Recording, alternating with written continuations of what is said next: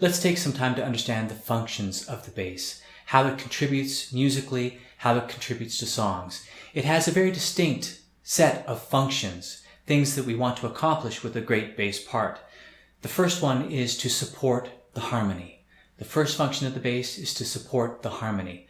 We provide that foundation for harmony, the foundation for chord changes, the foundation that begins, moves, and resolves any movement in music. That bass note is essential to that function. It describes chord functions. So it's really important to use that lowest note, that bass note, to support harmony. That is one of the primary functions of the bass. I would list that as the first primary function of the bass, to support harmony. It is the foundation of harmony.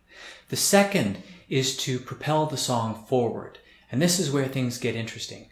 The bass is used to propel the progression through one chord to the next, one movement of music from one to the next. It has this capacity to provide energy, propulsion, in two ways, two primary ways. The first primary way is through harmony. It provides a clear indication of changes through chords, so we can move through chords. The second way is to supply rhythmic propulsion. We can provide, as part of the rhythm section, one of the beautiful parts about this instrument is that in addition to being a musical instrument with a range of melody and harmony, we're also part of the rhythm section. So it's got this fantastic double life, the best of both worlds, and we use that ability, this carrying of low notes, as the movers and shakers that bassists are. We carry this capacity forward into the song by moving the song forward rhythmically. So we have the first function of providing the foundation and support for the harmony, chord changes. We have the second function of propulsion, propelling the song forward with the harmony and with the rhythm, providing harmony and rhythm, this energy propelling it forward.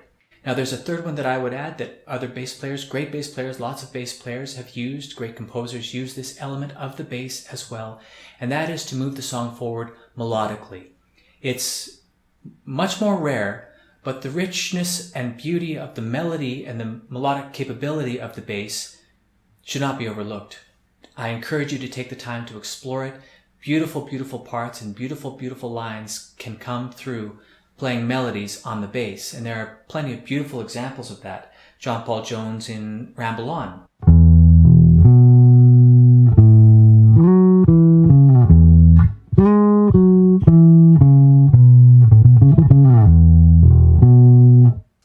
There are great examples. Paul McCartney, beautiful melodic player with melodic lines.